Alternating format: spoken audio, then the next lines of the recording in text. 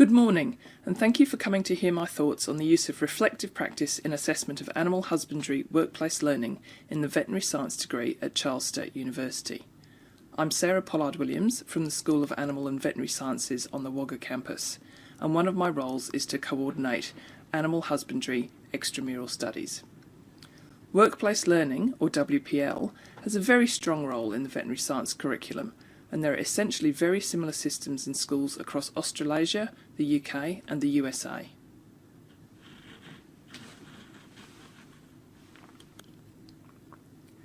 Here is a lovely picture of a horse's eye, and it's here as it sums up many of the terms that we use for reflective practice. Sometimes this terminology can cross boundaries away from technical description. The eye is for seeing, for reflection, possibly a window to the soul, and the term a kind eye, while scientifically meaningless, is often used to describe animals in an anthropomorphic sense. The roles of WPL in terms of reinforcing theoretical knowledge, bridging academia and practice, developing competencies, and providing exposure to the industry are not unique to veterinary science. The veterinary course involves a vast amount of technical knowledge that must be mastered. However, from the first year onwards, students are placed in both veterinary and animal production enterprises for short periods of time. By the time veterinary science students reach their final year of study, workplace learning in private and university clinical settings accounts for the entire academic year. During this progression, students are expected to gain technical knowledge, develop practical competency, develop decision-making and diagnostic skills, understand the application of professional legislation, and work within an ethical framework. In other words, a demanding and complex series of requirements.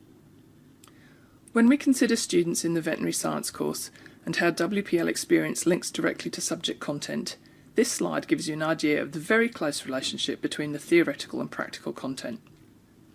Blue horizontal arrows indicate content input, and red arrows mark the collection points for WPL assessment within subjects. The central vertical arrow represents the student's progression through the course. We also have to consider that our selection process in veterinary science at Sturt University actively selects students at entrance level with pre-existing exposure to both animal production industries and the veterinary profession, meaning that students already have a considerable degree of experiential learning under their belts at the point of commencement of the course. I'd like to talk specifically about AHEMS, Animal Husbandry Extramural Studies. I should say that the term extramural studies, or EMS, is still commonly used in veterinary schools. AHEMS at Sturt University involves students spending a total of 12 weeks in primary animal production enterprises, so that students are exposed firsthand to dairy, beef, sheep, chicken and pig production. They also are expected to spend time on a horse placement, whether this is either in a performance or a stud enterprise. The need to spend time on primary production industry placements is an accreditation requirement for the veterinary science course, and this again is common across schools in Australasia and the UK. There are a number of logistical issues with AHEMS, largely around placement organisation, and the fact that animal production industries, some activities are highly seasonal. As with any workplace learning, student support and assessment of student performance can also be challenges. We do see challenges and issues with student involvement in AHEMS, and at the time that I took over as AHEMS coordinator in February 2012, the lack of critical analysis by students and the rapid adoption by students of less than ideal practice were common causes of complaint within the school. In addition, we hear of students feeling pressured, being poorly treated and feeling isolated on placements, thus making it difficult for them to have a constructive experience in terms of applying knowledge in a practical situation.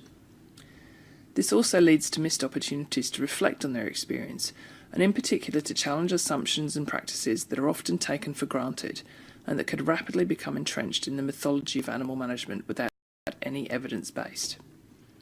Worryingly, there's also the aspect of desensitisation to animal welfare and reduced empathy towards animals, as has been demonstrated by a number of authors in repeatable studies.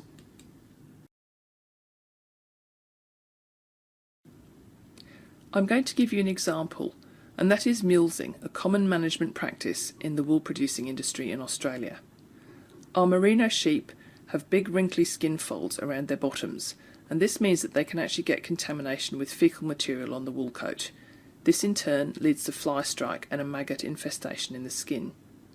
This is dealt with as a result by this practice called mulesing, which involves chopping away 2 large areas of skin on either side of the bottom and leaving the area to heal over and scar. The practice is traditionally done with no pain relief, often at the same time as tail docking and castration in young sheep. This slide shows the scar, and the hairless areas would have just had the skin cut off and been left as a large open wound. I considered a slide of the wound too confronting for you today as a non-veterinary audience, but a veterinary audience would not think that this type of image was unusual at all. My question for you is, do you think this practice is acceptable? Many European wool manufacturers don't, and there's recently been a well-publicised boycott against Australian wool by some fashion houses. However, the industry is very slow to consider alternatives, and so are our students. Despite a small but committed drive by some producers to phase out the practice by genetic selection of sheep with less wrinkle, or to use other methods, this is still a practice that is still very much taken for granted by the sheep producing industry and the veterinary profession.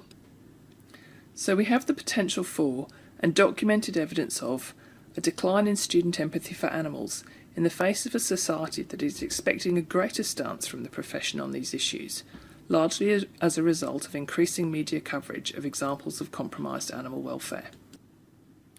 There are also academic administrative challenges with AHEMS.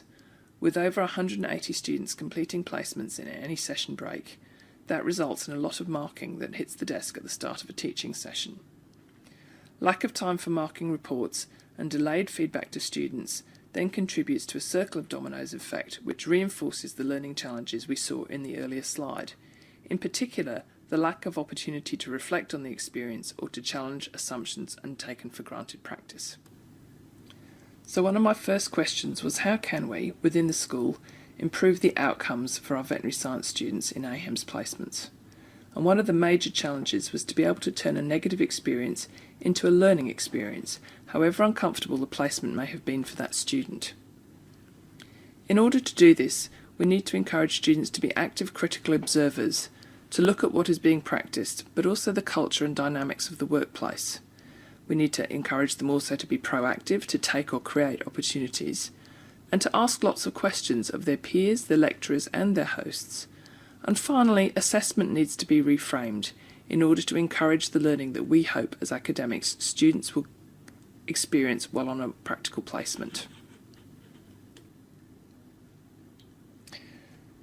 Adequate preparation and ensuring students know what they are in for is also a very large part of supporting the WPL process. At a very basic level, students need to make sure they've completed the necessary administration and contacted the enterprise that they're going to be going to. They need to do their homework on the enterprise, have appropriate contact and be aware of what they're in for and what their realistic expectations of the activities they'll be allowed to participate in will be while they're on that placement. We also know, especially for veterinary science students, that assessment drives learning. And here was my challenge in trying to introduce a reflective component that was not graded as such, as our student cohort is extremely focused on grades and we often hear the question, is it in the exam? In introducing a reflective component, the process needed to be made very explicit in advance to students. In addition, facilitator training is required. The benefits of group reflection and peer learning practices are well identified. It can enable students to articulate their learning, as identified by Ash and Clayton. And a lovely paper by Platzer et al. Shows very clearly that learners are more likely to challenge assumptions of poor practice in a small group environment. For the process to be valuable, students need to reflect and discuss the issues in a safe environment. Otherwise, there are the risks of power imbalance and breach of confidentiality. Students also need to be sure they will not be penalised for expressing opinions that might contrast with the status quo, which is particularly important from an animal health and welfare viewpoint. For academics, a small group reflection allows a rapid identification of a student with a low engagement. With a view to improving WPL outcomes and increasing the reflective component for AHEMS, these are the solutions we've trialled in the last 12 months. The first year students now have a series of sessions with a species expert to discuss their learning objectives prior to them going on a placement. The 5,000-word major report has been replaced with the 10-minute PowerPoint presentation to a small group of peers and a facilitator, and the emphasis moved to discussion of on-farm practice from both a technical and an animal behaviour and welfare aspect. The 1,500-word minor report has been replaced with an activity log and summary sheet. However, students are now expected to attend a debrief after their placements. They gather together in small groups of 8 to 10 to discuss what they saw, what they learnt, how they felt about it, and whether anything challenged their opinions on animal welfare or on standard practice as taught by the university as opposed to that witnessed in the workplace. The capture of AHEMS is now in 2 subjects. Completion of a placement and attendance at a debrief is mandatory in first year, and the overall capture is now within a third year subject along with the presentation. Early anecdotal feedback from students is very positive, and it looks as if we're finally managing to integrate AHEMS more effectively both vertically and horizontally into the course. Here's another lovely analogy of a horse in a mirror. In this instance, the horse looks at the image of himself and therefore feels more comfortable because he can see a kindred species in the mirror. The ultimate goal and grand plan of redesigning assessment for animal husbandry extramural studies is to improve vertical and horizontal integration of WPL within the veterinary science degree. This should also provide a more consistent support network for students and a more consistent assessment structure for them. This opportunity needs to be used to help students develop skills in reflective practice, which they will need to develop in turn for their professional attributes.